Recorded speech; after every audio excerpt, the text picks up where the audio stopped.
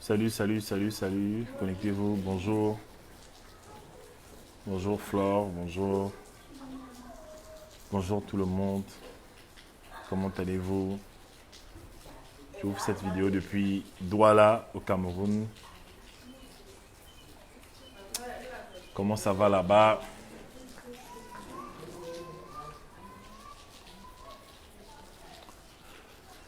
Voilà, le syndrome du joueur de casino dans les relations. Coach Jonah, tu vas pas venir dans la vidéo. Tu vas pas venir dans la vidéo tout à l'heure. Ça fait quoi? Ça fait rien. Faut venir. Donc, bonjour. Bienvenue à ce direct.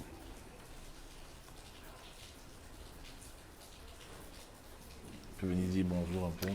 Bonjour.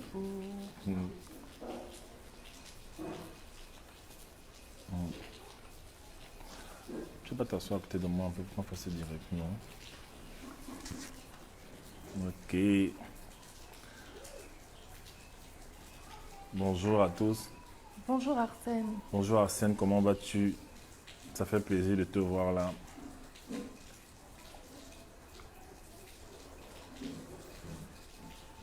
Bonjour, bonjour, partagez cette vidéo au maximum, partagez cette vidéo. Je vais vous raconter une petite histoire. Bon, petite histoire. Je vais vous donner une petite... Salut Sandou. Bonjour. Bonjour, bonjour, bonjour les amis. Bonjour Joyce.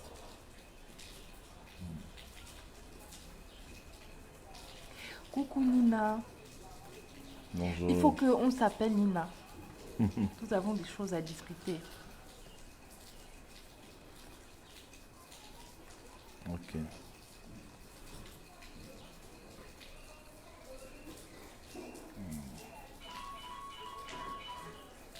Bonjour, je vais partager cette vidéo dans mon Facebook Pro.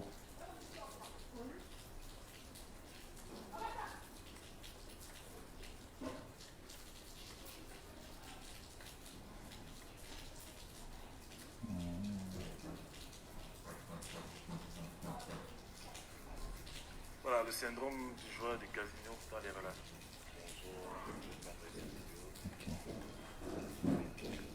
D'autres disent l'amour. Bonjour, oui, c'est l'amour. On est là pour le love tour au Cameroun. Tu as quelque chose à dire par rapport à ça avant que je commence mon message? Oui, on s'était même pas rendu compte pendant le Love Tour de Douala, ça sera nos 10 ans de mariage. On va faire 10 ans de mariage. 10 ans. Exactement, pendant nos... Pendant le love tour. Ce sera le 10e anniversaire. Waouh. On va les fêter avec vous. Tu nous prépares quoi ce jour-là?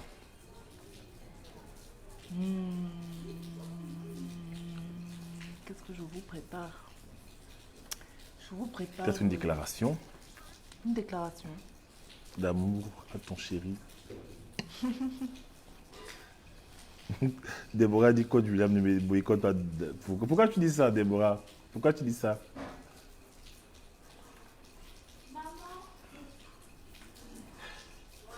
Oui. Ah, madame, le fesses toute rouge. Un instant, j'arrive. Je règle un problème. J'arrive. Je reviens tout de suite. Voilà, rapidement, je vais parler. Je peux commencer le message, après tu viens. Voilà. Rapidement, je vais parler d'un thème, je vais parler d'un sujet qui est très important. Vous voyez, dans les casinos, il y a souvent un monsieur qui arrive et il joue, il joue en fait, il veut gagner de l'argent. Alors il va jouer aux machines, il va jouer à la roulotte là, il va jouer à la table, il va miser en fait. Et ce qui se passe, c'est quoi? C'est qu'il va miser une fois, il va perdre. Il va miser deux fois, il va perdre. Il va changer de table, il va aller sur les machines. Il va miser, à chaque fois, il va perdre. Il va perdre encore et encore. Normalement, après avoir perdu autant d'argent, admettons qu'il perd 1 million la soirée là. Normalement, après avoir perdu une certaine somme, il est censé rentrer chez lui. Mais on va venir trouver ce monsieur au casino à 1h du matin, toujours en train de miser, en train de miser, en train de miser, en train de miser, en train de miser, appeler ses amis, appeler sa famille, appeler même sa femme à la maison pour qu'elle apporte de l'argent parce qu'il dit qu'il ressent le bon truc. Il dit qu'il ressent le bon truc et il se dit qu'il va forcément gagner. Mais à la fin de lorsque le casino ferme ses portes en fait, il n'a plus d'argent, il est ruiné, il a bu, il est fatigué. On le retrouve là quelque part devant l'immeuble, amoché, stressé. Il a mis sa famille en difficulté en fait. La question c'est, ça c'est un exemple que les grands psychologues prennent souvent. Pourquoi est-ce qu'il ne s'est pas arrêté de jouer? Pourquoi est-ce que le joueur de casino ne s'arrête pas de jouer? Il ne s'arrête pas de jouer à cause de tout le prix qu'il a eu à payer dans la journée. Il ne s'arrête pas de jouer parce que lorsqu'il voit qu'il a gagné, il a dépensé déjà 1 million depuis le début de la journée. Pour lui, Salut Betty. c'est pas normal en fait de s'arrêter en chemin. Alors qu'est-ce qu'il va faire? Il va essayer de récupérer la somme perdue et rentrer chez lui. Et ça, c'est ce que beaucoup de femmes font dans les relations. Beaucoup de femmes font ça dans les relations. On a eu l'opportunité de causer avec beaucoup de gens. Et il y a des femmes qui ont investi parfois 10 années de leur vie dans une relation. Sachant que ce n'est pas la bonne personne. Elle a autant investi. Ou alors elle se rend compte après 10 ans que ce n'est pas la bonne personne. Est-ce que tu peux partir maintenant, sachant que ce n'est pas la bonne personne? Bonjour Didier. Ouais, Didier, comment vas-tu? Elle ne peut pas partir. Pourquoi? Parce qu'elle pense à toutes les années de souffrance, d'investissement émotionnel, physique. Elle pense à tous les repas qu'elle a fait au gars. Elle pense à l'amour, au sexe, tout ça. À toutes les relations gâchées. Toutes les relations gâchées, toutes les bonnes personnes qu'elle a lâchées pour rester avec ce gars pendant des années. Et elle se dit, tiens, je ne peux pas sortir de cette relation. Même si c'est Dieu qui me dit, je ne peux pas. J'ai trop dépensé dans cette relation. J'ai trop souffert pour cette relation, en fait. J'ai trop souffert pour cette relation. Je ne peux pas partir comme ça. Et qu'est-ce qui se passe? Sa condition s'empire. Vous comprenez ça? Je discute souvent avec beaucoup de gens et les femmes elles te disent souvent qu'au début de la relation, elles sentaient que ce n'était pas la bonne personne. Ou alors, lorsqu'elle a rencontré le gars, elle faisait des rêves où la relation n'allait rien donner de bon. Qu'est-ce qui fait donc que tu es resté dans cette relation? Qu'est-ce qui fait que tu as persévéré dans une relation que tu savais déjà morte en fait? D'accord? Qu'est-ce qui fait, bonjour Inga, qu'est-ce qui fait que tu persévères dans une relation qui était déjà morte depuis le début? C'est parce que elle a tellement investi en fait. L'investissement qu'on a mis dans une relation. C'est pour ça que les gens ne lâchent pas prise.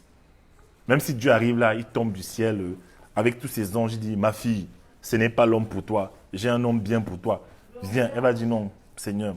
J'ai dépensé 14 ans de ma vie. J'ai souvent vu ça. Hein?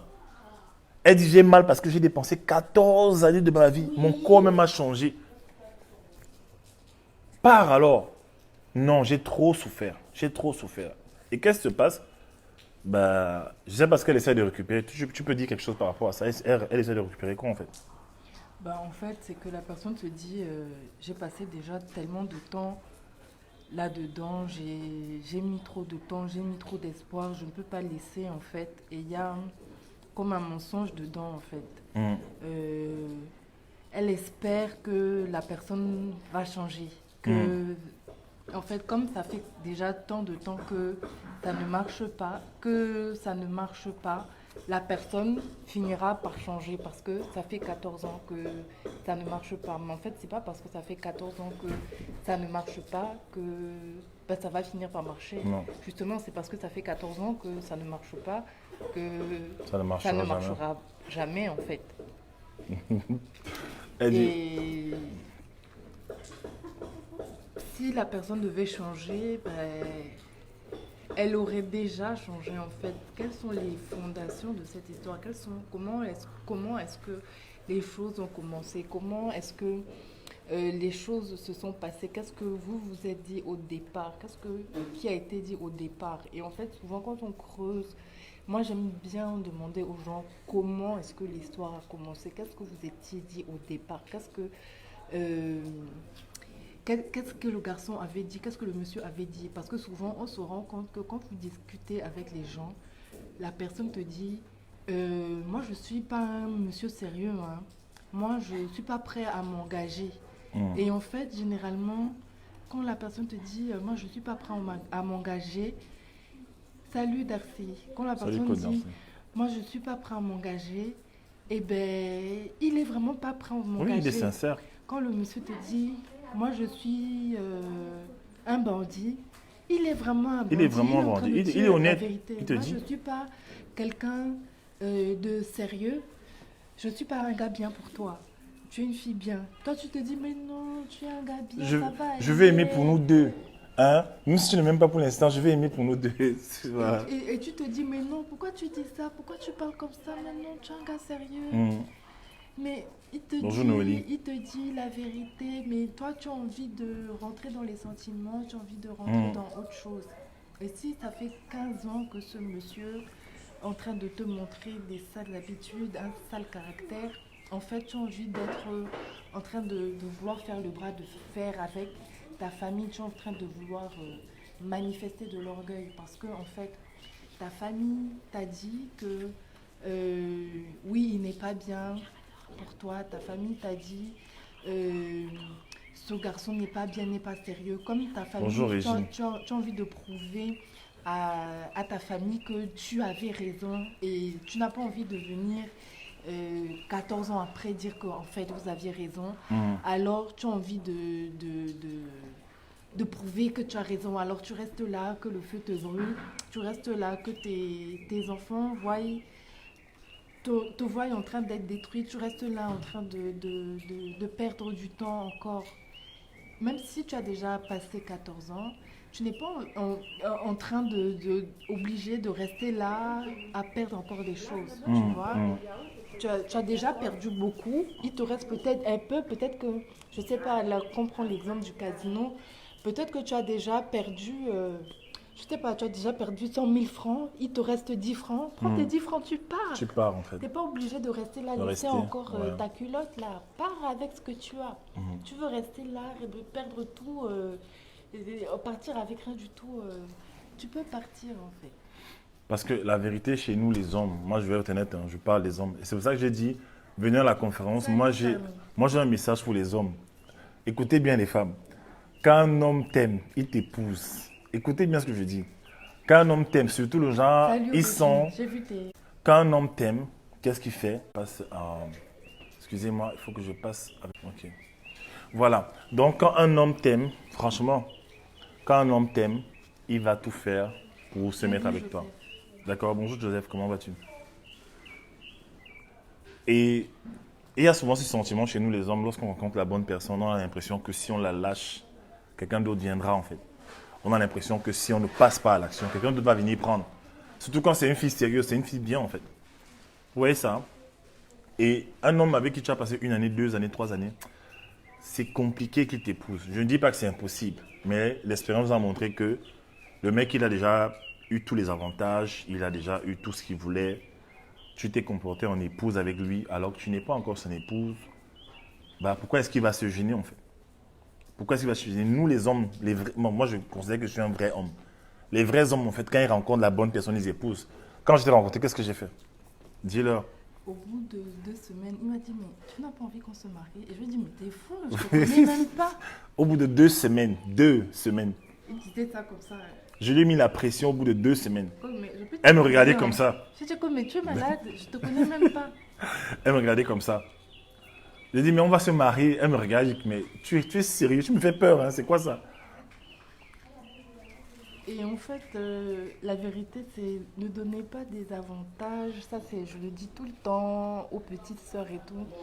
Ne donnez pas des avantages d'un homme marié à un homme qui n'est pas votre mari, qui est votre copain Tout à fait. ou votre fiancé. Vous n'êtes pas marié, donc vous n'avez pas, je ne sais pas moi, demander des permissions pour voyager, pour faire je ne sais pas quoi. C'est pas ton mari, donc tu n'as pas à demander la permission, demander je sais pas trop quoi. Oui, j'étais un attaquant, Joseph. C'est pas ton mari. Moi, je ne blague pas. J'étais un attaquant. Tu es libre, Parce que quand t'es célibataire. j'ai vu la fille, j'ai dit non, non, Il non, n'y a non. pas... J'ai une question. Quelqu'un qui te dit je ne suis pas prêt, comment devons-nous réagir? Donc, il n'est pas prêt. Ça veut dire quoi? Ça veut dire, il n'est pas prêt, ça veut dire qu'il ne t'aime pas. Je parle dans le cas des couples chrétiens, un zéro fornication et tout. Mais là, personne dit je ne suis pas prêt. On fait quoi? Il faut repartir ou rester? S'il n'est pas prêt, moi je donne ma réponse après, tu donnes la tienne. S'il n'est pas prêt, ça veut dire qu'il est en train de te dire qu'il sent que peut-être il n'a pas encore assez d'argent pour gérer le mariage. Il faut savoir que les hommes, aussi longtemps qu'ils n'ont pas de statut dans la société, ils ne veulent pas s'engager. Quand je me suis mis avec Joanna, 2 mois avant le mariage, on faisait tout annuler parce que j'avais peur. J'étais étudiant, je n'avais pas d'argent. Je paniquais en fait. Je faisais même des rêves où j'étais avec elle, on était fauchés. Je disais, mince, je prends jamais la fille détruite où en fait. Donc du coup, j'ai annulé. Mais j'avais fait c'était une mauvaise action parce que après, je me rends compte que non, c'est Dieu qui m'a mis avec elle et qu'il pourvoirait en fait. Et j'avais aussi j'avais un certain potentiel. Je savais créer des choses, je savais faire des choses. Mais s'il se trouve, ne vois pas cette réponse comme une réponse négative, il se trouve que peut-être il est en train de te dire, écoute, je ne me sens pas encore prêt à gérer, je ne me sens pas encore prêt à assumer en fait, sur le plan financier. Parce que nous les hommes, on a peur de ne pas pouvoir prendre soin de notre compagne. Voilà. Et moi, je vais dire autre chose aussi. Les hommes sont très lâches. Il y a aussi les je ne suis pas prêt de l'hypocrisie Oui. qui veut dire je ne veux pas. Oui. Surtout quand elle a couché déjà, n'est-ce pas? Non, elle a dit. Ah oui, dans le cas de la Il y sensification, a ok. les je ne suis pas prêt qui veut dire j'aime bien être avec toi, j'aime bien ta compagnie, j'aime bien, on va dire, des sortir ensemble, des chrétiens, on sort ensemble, on va manger au restaurant, on passe du bon temps ensemble. J'aime bien ces parties-là avec toi, ces petits jeux amoureux. Mais dire je t'épouserai jamais en fait, j'ai pas envie de t'épouser. Parce qu'il peut dire j'aimerais, j'ai envie de t'épouser, mais pour le moment, quand on regarde honnêtement la situation, pour le moment je ne suis pas prêt. Et en fait dire je suis pas prêt, ça veut tout dire et ça veut rien dire. Je suis pas prêt, mais je serai prêt quand, à quelle date, à quelle heure, ça veut dire quoi je ne suis pas prêt. Faudrait pouvoir aller un petit peu plus en profondeur en fait. Et pour ça il faut vraiment creuser, tu vois, si tu veux une réponse concrète. Tu vas être prêt quand, à quelle date, Quand à tu quelle donnes heure une date, tu vas être prêt quand? C'est quand que tu seras prêt. Ça veut dire que il faudrait qu'on puisse poser des questions. C'est quoi les conditions de, j'allais dire la prétitude, c'est quand? Et quand tu dis aussi le garçon, quand tu dis que tu n'es pas prêt, ça veut dire quoi en fait? Qu'est-ce que ça signifie? Tu n'es pas prêt C'est quoi sur le pour plan toi être financier, prêt? tu n'es pas prêt sur le plan émotionnel, tu n'es pas prêt sur le plan quoi d'autre? C'est que il Mental. faut que t'as... Non, je sais pas, ça veut rien dire. Ça veut rien dire, c'est trop vague, je sais pas. Ça veut rien Non, non, dire pour moi. c'est Je vague. sais pas. Parce Ça que ne veut rien dire. généralement, lorsque on a vu ça à Dubaï avec le code brise, lorsque tu as un objectif en fait, tu dois avoir un objectif qui est spécifique, qui est mesurable et qui est temporel. Tu veux t'engager avec moi, oui ou non, spécifique, d'accord? Le mariage, c'est quoi? On est juste amis ou bien on va dans le mariage, c'est spécifique, d'accord? On se marie quand? C'est temporel. C'est quoi le processus jusqu'au mariage? C'est mesurable en fait. Parce que Voilà. regarde, je reprends Oui. je reprends notre contexte à William et moi. Quand nous nous sommes rencontrés et qu'il m'a dit est-ce que je veux me marier avec toi, on était, moi je travaillais déjà, mais lui il était en première année de BTS. Donc on va dire que techniquement, il n'était pas prêt. Le Brook est plein de potentiel par contre. Ça veut dire que techniquement, on n'avait pas d'argent. Moi, je parlais avec personne de ma famille. J'étais dans un contexte émotionnellement, j'étais brisée, donc j'étais absolument pas prête pour me marier. Comment dire, financièrement, on n'en avait pas. Donc, on peut se dire que on peut vouloir, on n'est pas prêt, mais on sait que le Seigneur est avec nous, nous nous aimons, mais nous sommes prêts pour avoir envie de se marier, tu vois. Mais on va dire que si concrètement on veut se marier, ben, on n'est pas prêt. Mais entre nous deux, on est prêt. On sait que on fait entre guillemets des mini-fiançailles en cachette entre nous deux. Donc on est prêt. Mais maintenant, le moment où on va officialiser les choses, on n'est pas prêt. Mais on est prêt. Vous voyez ce que je veux dire? Donc, vous voyez, non? Et même par rapport à ce qu'elle dit, ça corrobore aussi à ce que le code Darcy dit. Je sais qu'à un moment donné, lorsqu'on a eu notre première grosse dispute, on s'est séparés un temps. Et lorsqu'on s'est remis ensemble, en fait, elle m'a dit, moi, les histoires d'amitié, là, de copinage, là, de monter dans les gares tous les jours, parce qu'on ne pouvait pas aller l'un chez l'autre. Et on se retrouvait tout le temps à Gare de Lyon, Gare du On se Nord, retrouvait tout le temps dans les Austerlitz, gares. On passait tout le temps dans les gares, en fait. On allait pour Voilà. pour éviter Voilà. les tentations, Voilà. tout ça. Et ça l'a fatiguée. Et elle m'a dit un jour que les histoires de monter, descendre, là, je ne suis plus un enfant, en fait. Soit on se marie, soit on va voir la famille. Elle m'a donné un objectif qui était quoi? Spécifique et mesurable. Elle a dit, on part quand? Spécifique, c'est quoi le truc, en fait? D'accord? Mesurable, c'est quand? C'est quand? C'est comment ça se passe? Comment? Donc, en fait, on a accéléré les choses et bah, on est ensemble, en fait. Mais je sais que si je voulais jouer avec sa tête, là, comme les gars font souvent, là, de toute façon, chaque fois qu'on avait les prises de tête, qu'on avait les problèmes, qu'est-ce qu'elle faisait? Elle me disait, ben, écoute, Dieu a donné, Dieu a repris. C'est ça qui m'énervait. Au revoir. Elle disait toujours, Dieu a donné et Dieu a repris. Et je me disais, mais c'est quoi cette fille qui ne me poursuit même pas? Je me fâche contre elle, genre, je fais comme si je pars et je me retourne, elle est partie. Donc, en fait, elle avait augmenté sa valeur pour que moi, je la suive, en fait. Et le truc, c'est qu'elle n'était plus au stade où elle suppliait, elle s'en foutait, quoi. Du coup, c'est moi qui courais derrière. Voilà. Et le code Darcy dit que les femmes vont même faire le ménage dans la belle famille pour prouver que ce sera une bonne femme. Voilà. Tu as vu? Alors que le gars ne parle même pas de mariage, pas de date, pas de date, pas de fiançailles. C'est à vous, les femmes, de mettre la pression. Sinon, les gars se permettent de faire n'importe quoi. C'est tout à fait ça, en fait. Quand un gars sait qu'il t'a dans la main, hein, il se fâche un peu, il boude un peu, tu pleures. Il décide de partir un peu, tu roules au sol. Tu fais les saltos au sol, tu fais les serpillères. Il veut partir un peu, il dit que ta nourriture n'est pas bonne, tu pleures, tu cuisines encore l'autre. Le gars comprend. Il comprend qu'avec toi là, bah, il peut faire ce qu'il veut. Pourquoi est-ce qu'on se presse? Il n'y a pas d'urgence. Tu te souviens quand j'étais venu une fois chez toi et tu ne m'avais pas servi à manger, je voulais faire genre, je boude un genre là. Et après, on allait voir le pasteur Jacques. Le pasteur Jacques a dit que elle n'est pas obligée de cuisiner pour toi. Ce n'est pas ta femme. Oui, je suis pas ta Oui, je faisais genre. En fait, dans mon attitude, je considérais que il y a des choses que je dois faire pour mon mari. Et lui, ce garçon, William, il est mon petit ami, si on peut dire, mais il n'est pas mon fiancé. Ma famille ne le connaît pas. Il ne m'a pas passé la bague au doigt, donc je ne lui dois absolument rien. Et j'étais quelqu'un, en fait, mon attitude était la suivante. Je suis absolument indépendante émotionnellement. Je suis très indépendante émotionnellement. Je n'ai pas besoin de lui pour vivre.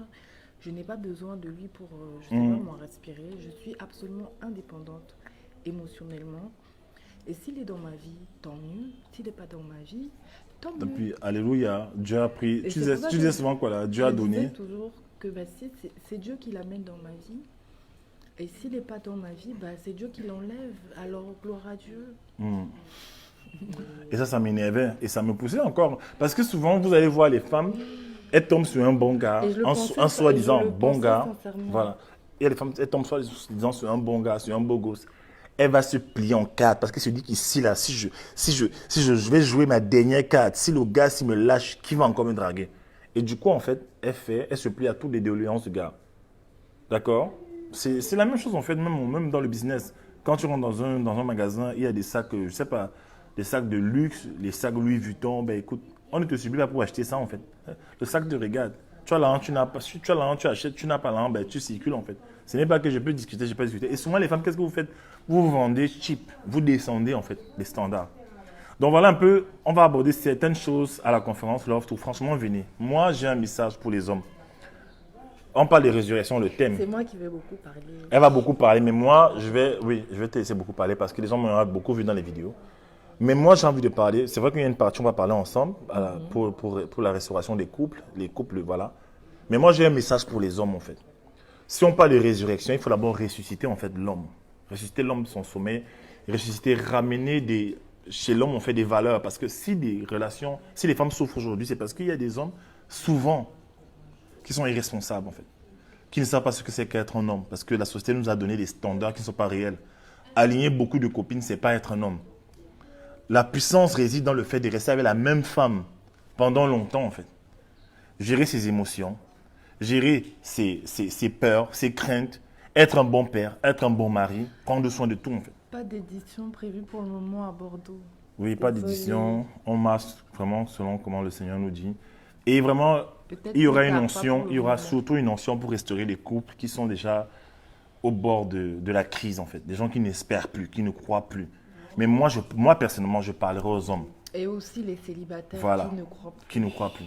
Vraiment, venez. Si on peut arranger les hommes, si on peut reprogrammer les hommes mentalement, spirituellement, je pense qu'on aura des familles solides. Il faut qu'un homme se lève et il parle. On a essayé plusieurs fois de parler aux hommes, ça n'a pas été évident. Parce que les hommes, souvent, ils pensent que, on dit en anglais, les know it all, les know it all. Ils pensent qu'ils connaissent tout, en fait. On ne vient pas pour juger les gens, d'accord? Moi, je vais venir pour partager mon expérience. Je vais parler, je vais m'ouvrir, en fait. Je vais parler de nos craintes, de nos peurs, de nos insuffisances, de nos manquements, en fait. Je vais vraiment m'ouvrir aux hommes pour dire aux hommes, écoutez, voilà comment les choses se passent. Est-ce que vous savez qu'il y a un lien entre ta promotion, ta prospérité et ta fidélité à ta femme? Est-ce que vous savez qu'il y a un lien entre l'explosion, même sur le plan professionnel, et le fait que tu sois un bon mari, en fait? Les gens ne comprennent pas ça. Il y a des gens qui meurent vite, des hommes qui meurent vite. Il y a des hommes qui sont déchus même dans leur travail, dans leur environnement professionnel, parce que au niveau de la maison, ils ne sont pas de bons gestionnaires de la relation que Dieu leur donne, en fait. Vous comprenez ça? Et il y a une grâce qui t'accompagne. Je parlerai aussi des gens qui font les enfants aux filles et qui les abandonnent. Il y a quelque chose qui se passe. Parce que l'enfant qui est dans cette relation, issu de cette relation, c'est un enfant de destinée, en fait. Donc, il est question maintenant de revenir et de parler aux hommes, au cœur de l'homme. D'accord? Je comprends mieux. Pour terminer, ma question, c'est pas une question d'argent. La personne te parlait mariage quand il n'avait rien. Pourtant, vous n'étiez pas prêt. Mais maintenant qu'il y a un peu, comment on peut voir le commentaire là? Afficher le commentaire. Attends. Afficher. Non, Amaya, non.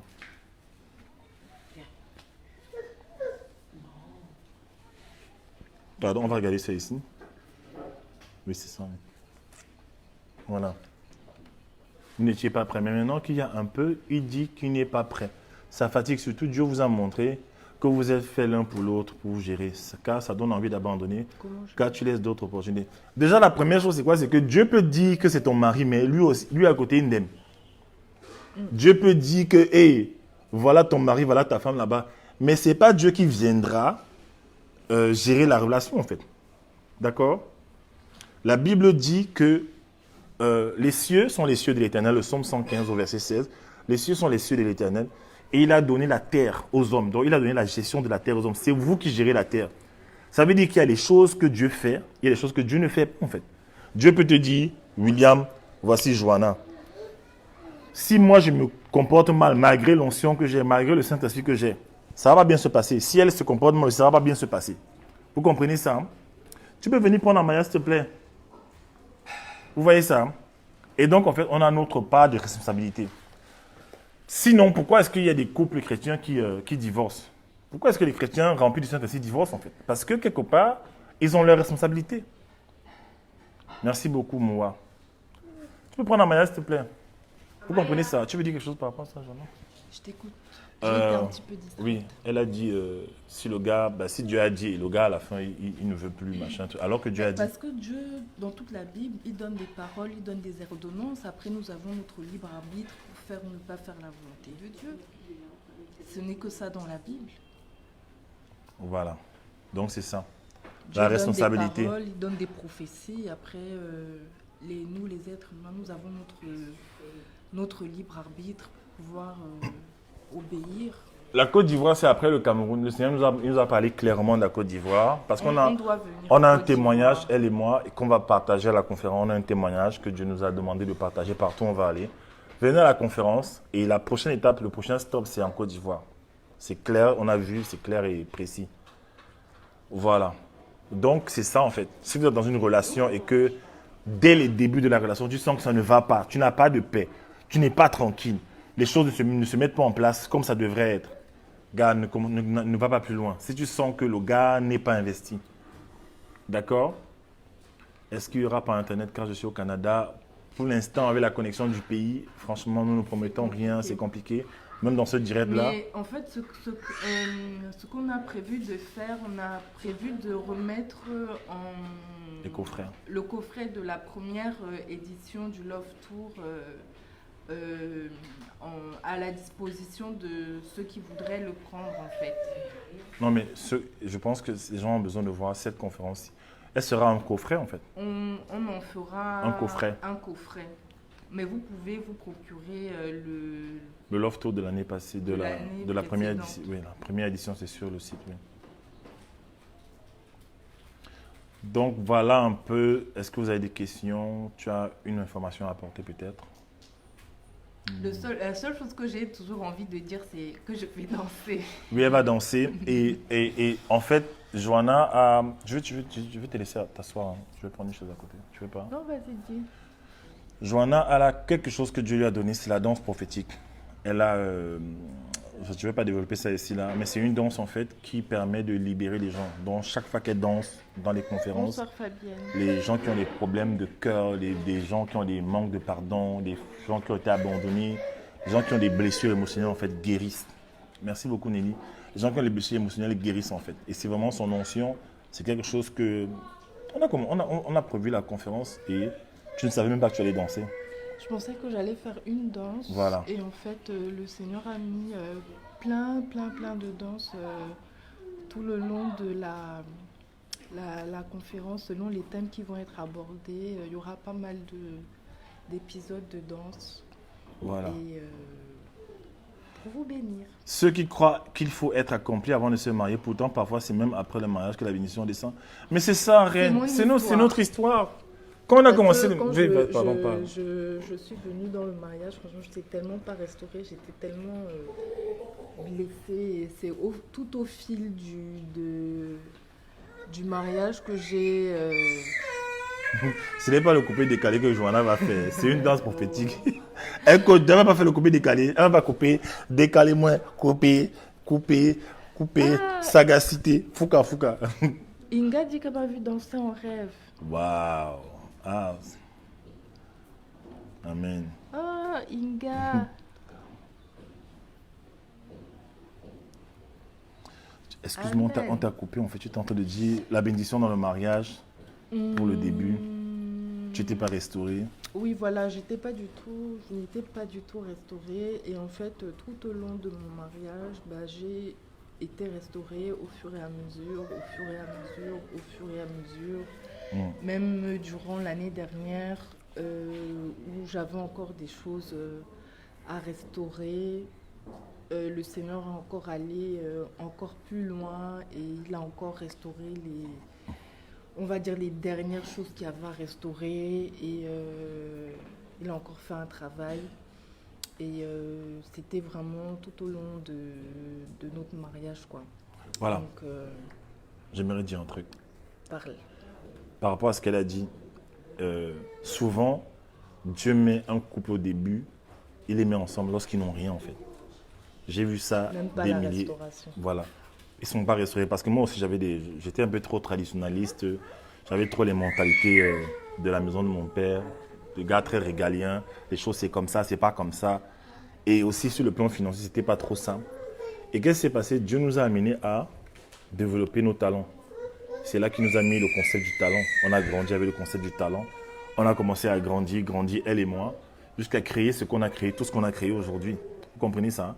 Donc, souvent, dans une relation, au début, il n'y a pas grand-chose. Merci beaucoup, Valeska. Il n'y a pas grand-chose au début, en fait.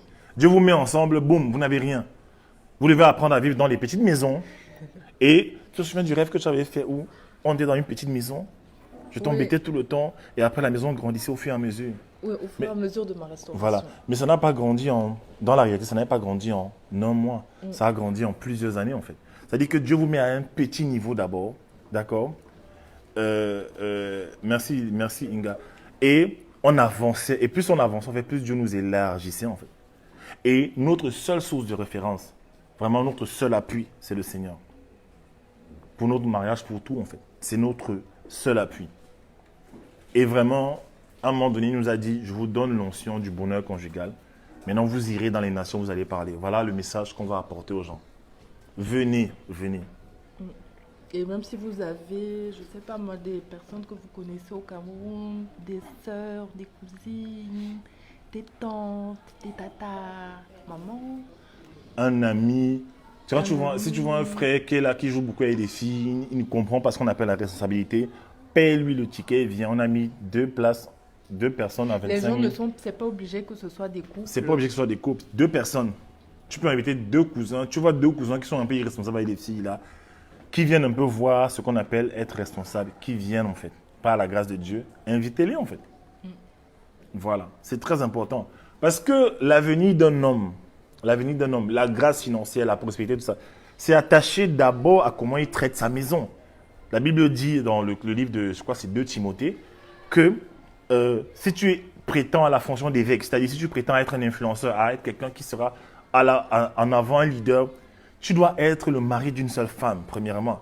Tu dois gérer ta maison d'abord avant d'exporter ta chrétienté. C'est-à-dire que avant d'aller vouloir transformer les gens à l'extérieur, il faut que dans ta maison déjà, que tu tiennes les gens dans l'obéissance, dans l'amour de Dieu, dans les principes en fait. Et il y a beaucoup de gens qui sont des leaders à l'extérieur, au travail, dans le monde du travail, mais à la maison, ce n'est pas des leaders du tout. Régine, c'est à Douala et à Yaoundé, le 20 juillet à Douala et le 3 août à Yaoundé. Donc Rudy, Johanna, je me rapproche de plus en plus de Dieu, il me fait tellement de bien, j'ai la paix, la joie, je veux savoir, c'est normal que mon homme ne soit plus le centre de ma vie. Ben, c'est Dieu qui doit être le centre. L'homme n'est pas censé être le centre de ta vie. C'est Attention, Dieu qui est le attention. Dieu le centre, nous-mêmes et ensuite notre conjoint. C'est Et triangulaire. ensuite les enfants. C'est triangulaire, d'accord? Dieu au sommet, là, et l'homme et la femme sont là en fait. Une relation, c'est l'homme se regarde la femme, mais au-dessus d'eux en fait, c'est Dieu.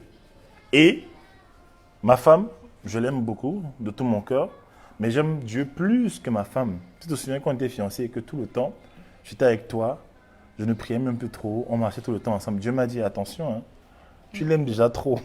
Tu l'aimes déjà trop en fait. Et je me souviens que quand j'ai accouché, j'ai commencé à aimer mon enfant plus que Dieu. Et Dieu m'a dit, non, non, non, non, non. Tu dois m'aimer d'abord moi, pas ton enfant d'abord, moi d'abord. Voilà. Et c'est quand tu aimes Dieu que maintenant Dieu dépose en toi de l'amour.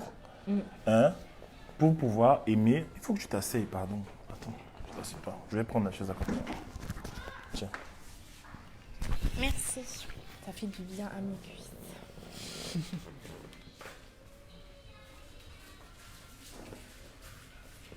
Alors, coach, il me parle depuis des années de mariage et maintenant j'ai accepté de mettre avec lui dès le premier rapprochement. Il ne se mêle plus d'appel, ni SMS, ni rien. Dès le premier rapprochement, ça veut dire ce que ça veut dire ou... Du cas. Il me parle depuis des années de mariage et maintenant j'ai accepté de me mettre avec lui dès le premier rapprochement. Il ne s'est mêlé plus d'appel, ni SMS, ni rien. Bah, Ben, en c'est fait, parce qu'il joue. Non, il joue. ça veut dire que, en fait, c'est pas parce que quelqu'un te demande en mariage que ça veut dire que vous pouvez avoir des rapports, en fait. C'est vraiment le mariage lui-même qui fait que vous pouvez... Et souvent, dans une relation, quand tu es avec ton conjoint, ton futur conjoint, et que il est le genre, en fait, il fait genre, il s'éloigne un peu de toi, il fait un peu le principe de la... Tu vois, c'est que les pervers Salut narcissiques... Esther. Tu vois ce que les pervers narcissiques font là? Il est avec toi, après il crée du manque. Uh-huh. Tu vois un peu le fait de créer du manque, en fait. Ouais, il y a des gens qui font ça, les manipulateurs. Tout est calculé. Voilà. De ce que vous nous présentez là, que Dieu vous bénisse, demeurez comme ça, vous êtes une référence pour moi, vraiment. Merci beaucoup. Débile. Être célibataire épanoui avant d'aller en mariage, non. Parlez-nous du célibat. On va parler de ça. Comment expliquer... J'arrive pas à afficher davantage mon message. Laisse-moi faire ça. Comment expliquer que les hommes sont intimidés par certaines femmes? Sont-elles maudites par l'excès d'onction? Les hommes qui sont intimidés, c'est parce que ils sont... D'abord des enfants. Bah oui, ils n'ont pas confiance en eux. Et généralement, ils préfèrent avoir une femme est moins, qui brille moins ils vont pouvoir dominer. C'est des gens qui n'ont pas confiance en eux parce qu'un homme qui est un vrai homme n'a pas besoin que sa femme soit diminuée pour que lui puisse briller en fait. Il voudrait que sa femme aussi brille. Oui, surtout, il faut remarquer ça. Un homme qui ne veut pas faire briller sa femme, bah, il a des points d'insécurité. En fait, quand Dieu est à la base, le rôle de la relation, il fait même que ton conjoint n'est Dieu. Mais c'est ça, non? Oui. Tu te souviens à la première édition du Love Tour, le jour où on est rentré à la maison, comment est-ce qu'on était? On était amoureux grave. Oui, je suis au couloir, elle me regarde. Je vais dans la chambre, elle me regarde. Je dis, mais qu'est-ce qui se passe? Elle me regardait d'une autre façon. Et moi aussi, je la regardais d'une autre façon. Je disais, mais pourquoi je regarde comme ça? On était amoureux, on se pourchassait dans la maison. Pourquoi on se regarde comme ça? Et en fait, on s'est rendu compte que parce qu'on avait obéi à Dieu par rapport à la conférence, parce que ça nous avait beaucoup, ça nous a pris financièrement, émotionnellement. On a dû changer de mentalité même. Ça nous avait beaucoup challengé. Challengé en fait, voilà. On a jeûné pour ça. Et Dieu disait, ok, vous avez obéi à ma mission, au plan que j'avais pour vous. Maintenant, je vous augmente donc une autre dose. Parce que c'est Dieu qui augmente l'amour dans un couple. Attention. Hein. Parce que la Bible dit que le vin a manqué, non? Le vin là, c'est l'amour. Le symbole du vin rouge, le vin, dans la Bible, c'est l'amour. Et on dit que le vin a manqué. C'est-à-dire qu'un jour, l'amour diminue dans les couples. Parfois, c'est ça. Et il y a des gens, parce qu'ils sont immatures, ils divorcent. Ah, je me lève le matin. Tu sais, Antoine, la flamme que j'avais pour toi au début, bah écoute, je la sens plus, hein, la flamme. Je pense qu'on va devoir se séparer. Moi, j'ai besoin d'évasion. J'ai besoin d'escapade, tu vois un peu. Et se séparent. Alors que l'amour, le vrai amour, c'est pas ça. Le vrai amour, c'est pas les histoires du sentiment amoureux là. Le vrai amour, ça va au-delà de ça en fait. Tu vois? Tu vois, le petit truc là, la petite étincelle, je la sens plus. Je la vois plus. Vas-y. Et du coup, comme on était chacun en train de faire ce qu'on devait faire, c'est comme si, je sais pas, on était encore plus amoureux. Oui, on était en phase avec la volonté de Dieu. Et du coup, je sais pas, on se poursuivait, je sais pas ce qui s'est passé dans la maison. Oui. Il vient dans le couple, il se dit, et parfois même, hein, l'amour peut diminuer, on ne se rend pas compte. Tu vois un peu. Parfois le Seigneur peut voir que, mais toi là, tu ne regardes plus trop ton mari comme avant. Tu ressens encore une petite dose d'amour, t'as dit, une petite pichenette, t'as dit la nuit comme ça, boum. Et c'est là je me lève le matin, je te vois, tu me regardes, tu dis, mais mon chéri, qu'est-ce qui s'est passé? C'est sûr que Dieu t'a parlé. Elle dit, non, mais comment tu dis ça? Toujours Dieu, toujours Dieu. C'est ce que le Seigneur fait. Quand il voit que ça commence à diminuer là, qu'est-ce qu'il fait? Il vient. Ou peut-être je suis en train de sortir. Je vais aller au cinéma, ou je vais sortir en fait. Et quand je sors, quelque chose me donne envie de rentrer à la maison. Dans mon cœur, j'ai envie de rentrer et retrouver ma femme. Et je rentre très vite. Qui a mis cette envie de rentrer à la maison là? C'est le Seigneur. D'accord? C'est le Seigneur qui fait ça. C'est quoi wife material? Je connais pas. C'est la femme qui vient avec tous les attributs de la femme qui se marie. En anglais, quand on dit par exemple NBA material, ça veut dire que tu es le mec, tu as toutes les qualités pour être un bon joueur de basket. Quand on dit coach matériel, ça veut dire que tu as toutes les qualités intrinsèques pour être un bon coach. Donc, wife matériel, c'est la femme qui vient, elle est chargée en fait avec tous les attributs en fait. Genre, elle est... Donc, est-ce que je crois qu'une femme peut venir dans le mariage avec tous les attributs d'une femme mariée? Il y a des femmes qui sont naturellement... Mais pourquoi pas? Oui, pourquoi pas une femme viendrait... Ça, après, c'est une question d'éducation, non? Si tu as une... Si par exemple tu as une mère qui est peut-être mariée et puis elle t'a éduqué et elle t'a donné tout ce qu'il fallait, elle t'a appris tout ce qu'il fallait, pourquoi ne pas croire à ça? En fait, dès que tu couches avant le mariage, c'est mort. Oui. Pour des gens qui sont chrétiens, généralement... Généralement, il y a des couples, ça passe, mais moi, c'est rare. Pour les gens qui sont dans le monde, ça passe. Mais pour les chrétiens... Ouais, c'est mort. C'est mort. On a vu tu te souviens du couple qui était séparé comme ça à l'église. Bon, une église que je ne dirais pas, c'était pas en France en tout cas. Mais ils étaient ensemble à l'église, ils ont couché ensemble et du coup, le Saint-Esprit a... Il y avait ce qui était cassé en fait. Et voilà, c'était pas les chrétiens, c'est mort, c'est même pas la peine. Les gars qui créent le manque sont manipulateurs et ça dépend de quel homme qui te parle. Celui qui te parle mariage n'est pas forcément le bon. La Bible dit que même les vautours entrent dans la maison de l'Éternel. Alors faisons attention. Oui, oui. Et surtout qu'on sait très bien que le sésame, le mot de passe, le mot clé, c'est de dire à une femme, moi je t'épouse. Mhm. Il y a des femmes, tu la dragues, tu fais tout, elle te dit, allez ça. Dès que tu parles du mariage, elle dit, mince. Ben Elle appelle oui, ses copines, ça elle dit que mais ma devient- copine, il semble que je tiens le bon bout cette fois-ci. Hein. Je crois que le célibat là, on va un peu oublier ça. Tu vois, c'est ça. ça devient un truc facile. Je suis heureuse, j'ai Dieu. Johanna, je me sens prête à prendre le coffret sur les talents. Je vais profiter de l'offre de 50 000. Très bien, moi. Ça va vraiment te bénir. La La flamme, c'est le feu, coach. Oui. La flamme, c'est le feu. Voilà. Merci beaucoup. Vous allez me tuer. L'ondolo, l'amour, oui, non. Donc, mais il y a des gens, Déby, elle dit, mais il y a des gens qui vivent dans la chasteté, mais Dieu ne les bénit pas pour autant. Il meurt même avant de pouvoir se marier un jour. Il n'y a pas de garantie, en fait. Qu'en Mais pensez-vous? en fait la chasteté, ce n'est pas une garantie de pouvoir se marier. C'est pas parce que tu vis dans la chasteté que tu vas te marier. Je ne sais pas d'où sort cette... Si tu vis dans la chasteté, Ce n'est pas une garantie de se marier, la chasteté. Ce qui est la comment dire? Je ne sais pas d'où sort cette philosophie. J'ai même envie de dire qu'elle est diabolique. Dieu te donne le mariage pour la destinée. très bien. C'est pour ta destinée que Dieu t'unit à un homme. Vous avez Dieu a un plan, il vous met ensemble dans un but, mais pour une des conditions pour pouvoir vous marier selon les desseins de Dieu, c'est d'être dans la chasteté. Mais c'est pas parce que tu vis dans la chasteté que tu vas te Que je vais te marier. marier. Et une des conditions pour pouvoir accomplir sa destinée, c'est d'être dans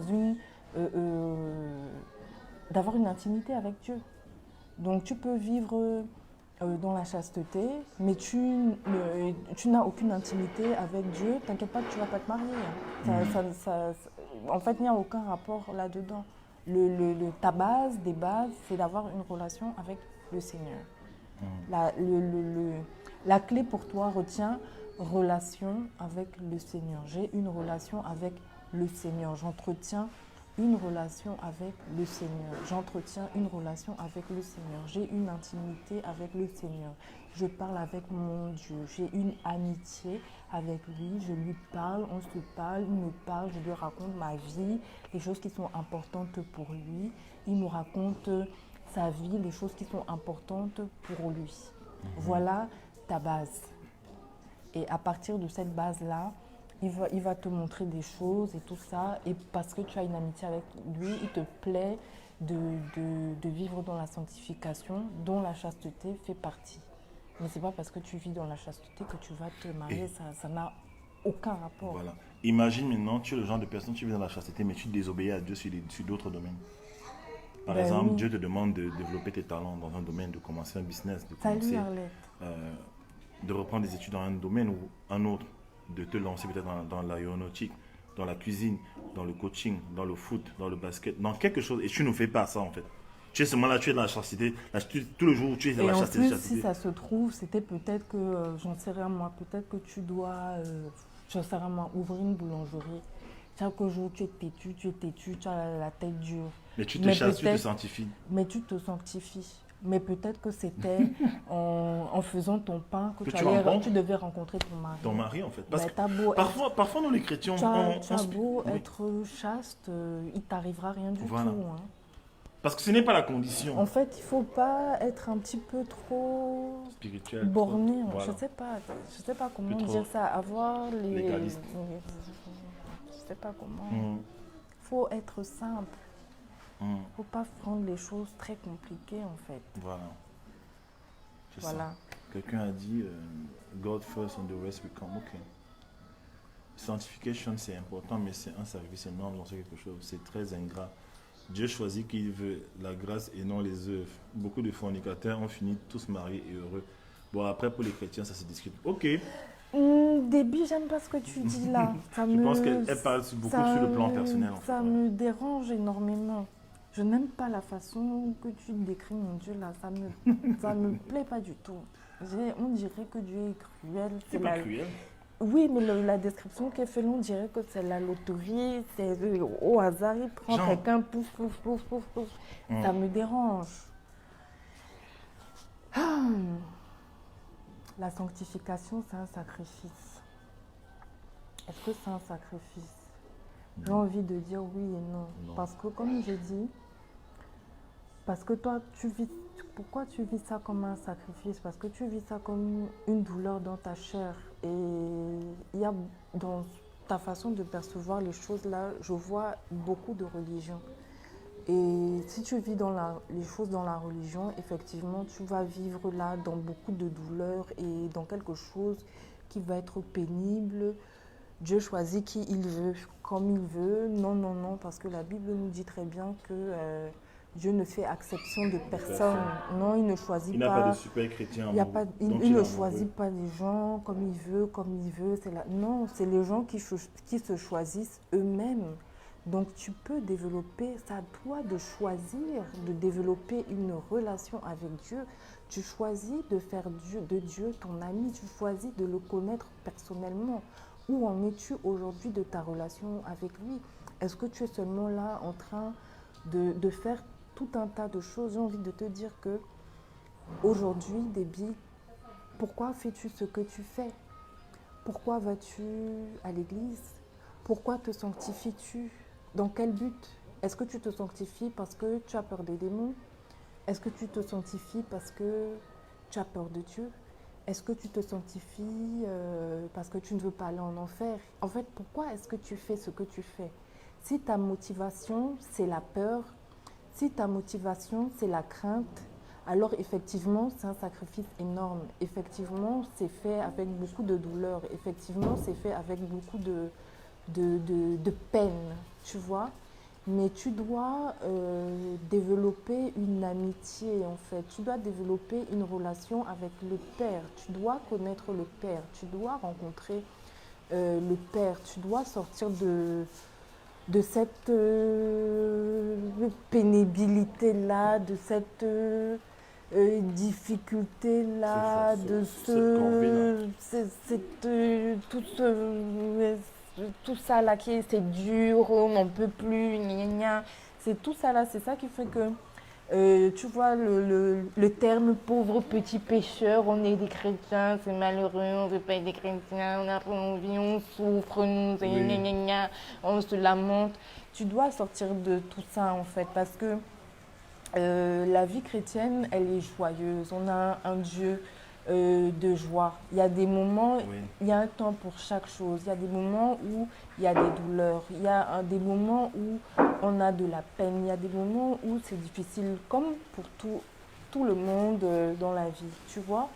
Mais il y a également des moments où on vit du bonheur avec Dieu. On vit des moments où Dieu nous bénit. On vit des moments où Dieu nous fait du bien. On vit des moments où Dieu nous accorde la grâce. Et cette grâce-là, elle nous bénit. Dieu nous bénit tous les matins. La grâce de Dieu se renouvelle chaque matin. D'accord? Et pour recevoir cette grâce-là, nous n'avons qu'à nous réveiller, nous n'avons qu'à nous servir en fait. D'accord?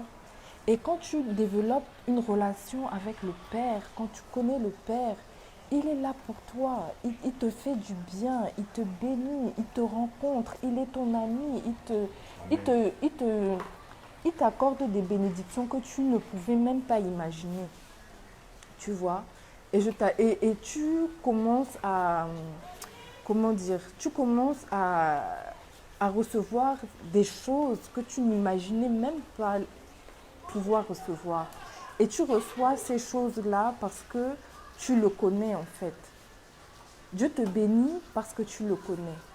Dieu ne te bénit pas parce qu'il choisit qui il veut, comme il veut, au hasard. Tu vois? Et en vérité, je vais dire quelque chose que les religieux ne vont pas aimer. Il ne te bénit pas parce que tu te sanctifies ou que tu ne te sanctifies pas. Il te bénit parce que tu le connais. parce Amen. que tu as une relation avec lui. Parce que il est heureux que tu le connaisses en fait. Amen. Tu comprends? Très bien. Et en ce qui concerne les fornicateurs, tout à l'heure j'ai dit que par rapport à ceux qui vivent dans le péché, c'est-à-dire ceux qui n'ont pas une connaissance du tout de Dieu, on n'est pas logé sous la même enseigne. Pour ce point-là, concernant le mariage, c'est la vérité. On n'est pas logé sous la même enseigne. Pour ceux qui vivent de leur façon, bref, quand ils couchent, tout ça, bref, ils se marient, ils se rencontrent. Généralement, il y a des personnes même, ils se sont rencontrés en boîte de nuit, ils ont eu des relations, ils se sont mariés, ça s'est bien passé. Toi, va donc en boîte de nuit, Oui. rencontrer quelqu'un et tu me racontes la suite. Généralement, ça ne se passe pas bien. Ça, c'est généralement un point sur lequel le Seigneur insiste. Pourquoi? Parce que le mariage est l'image. Le mariage, c'est l'image ultime de la relation que nous entretenons avec lui. Et il voudrait que on garde l'image de la pureté. Et c'est pourquoi il insiste pour que nous ayons aussi cette pureté dans notre relation. La relation sexuelle, en fait, c'est l'image ultime de la communion que nous entretenons avec lui. Bien sûr, on ne couche pas avec Dieu, mais quand on prie, quand on est dans cet état de, je sais pas, de méditation, c'est l'image de... L'acte sexuel, en fait, c'est l'image de notre, comme notre esprit, en fait, qui fusionne avec l'esprit de Dieu. Et c'est pourquoi il veut que nous ayons toujours en tête de nous garder purs au niveau de notre sexualité, en fait. Donc, vraiment, Déby, Dieu t'aime et toi, choisis-le, en fait. Il ne fait exception de personne, mais toi, choisis-le et sache que il n'y a pas de rat entre vous. Voilà. Jésus-Christ a déjà fait le travail, résurrection, tout ça là. Voilà.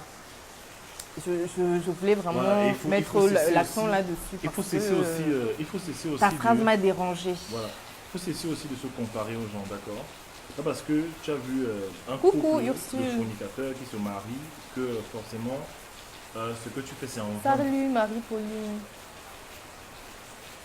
Oui, love to pas. Ok. Non, oui, c'est vrai que ce n'est pas à la mode, mais même si ça a déjà eu à être fait avant,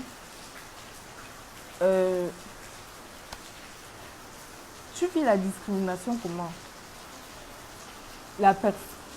Celui qui est pour toi, il va te prendre comme ça, il va t'aimer comme tu es, il va te garder, tout ça. Je suis d'accord avec toi. On ne mange pas le mariage.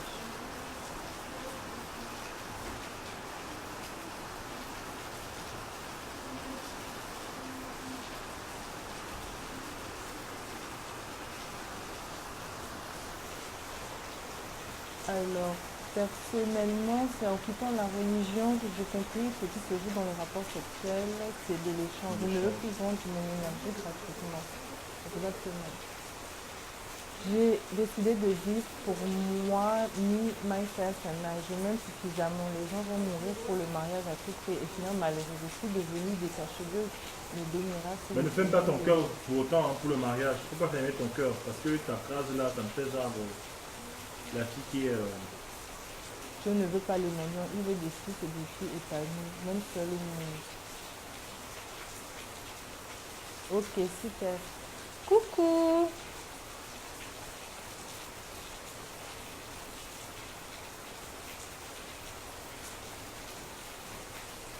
Donc, hop.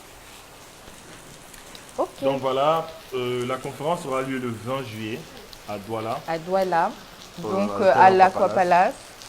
Vas-y. Et le 3 août, j'ai fait beaucoup de lives, j'ai dit le 6 août, parce que je sais pas, j'avais le 6 août en tête. C'est le 3 août à Yaoundé. Donc, soit à l'hôtel Montphébé, soit au Hilton. On en saura plus d'ici dans la journée ou demain. Et on vous confirmera ça. Est-ce qu'il y a des questions avant qu'on ne parte? Parce que je dois faire un truc avant. Je vais prendre les détails de la conférence pour mettre sur la vidéo. Modifier.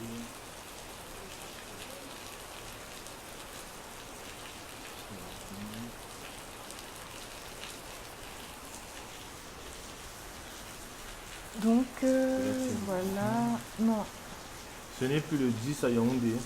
Non, non, non, à Yaoundé, c'est le 3 août. Ça a changé. Esther, tu allais venir à Yaoundé. Tu allais venir à Yaoundé, Esther. Toi, tu es à Paris là-bas. C'est le 3. Stéphanie Bakobi, un peu son commentaire.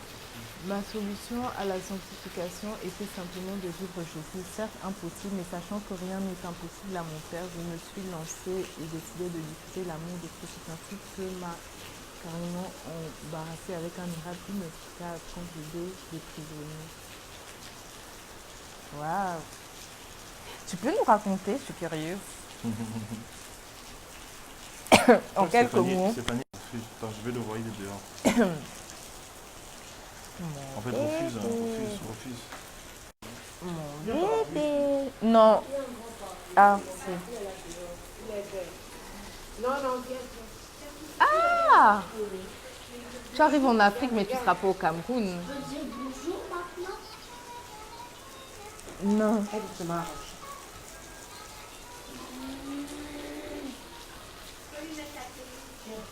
Est-ce qu'on est obligé d'être en couple pour être libre et épanoui? Pas du tout. Je voudrais offrir un set d'accessoires customisés à la faute de la main. C'est moi. D'accord. Gloria, sors de la pluie, s'il te plaît. C'est bon. Tu attends les questions? Oui, mais pour le moment, je crois qu'il n'y en a pas. Il n'y en a pas. Ok, bon, on va. Tu as envoyé le descriptif. Et quoi? Oui, j'ai changé le descriptif dans la vidéo. Bon, je crois on va vous dire au revoir alors. On va vous dire au revoir. Oups!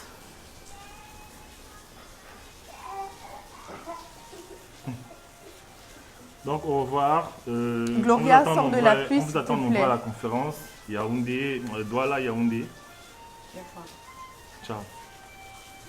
On va vous laisser et on va vous remettre les informations concernant la conférence au-dessous En description de la vidéo. de la conférence, Ok. de la vidéo, pardon.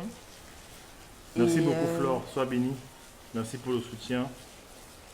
Merci pour votre présence. Ok, bye bye. Au revoir.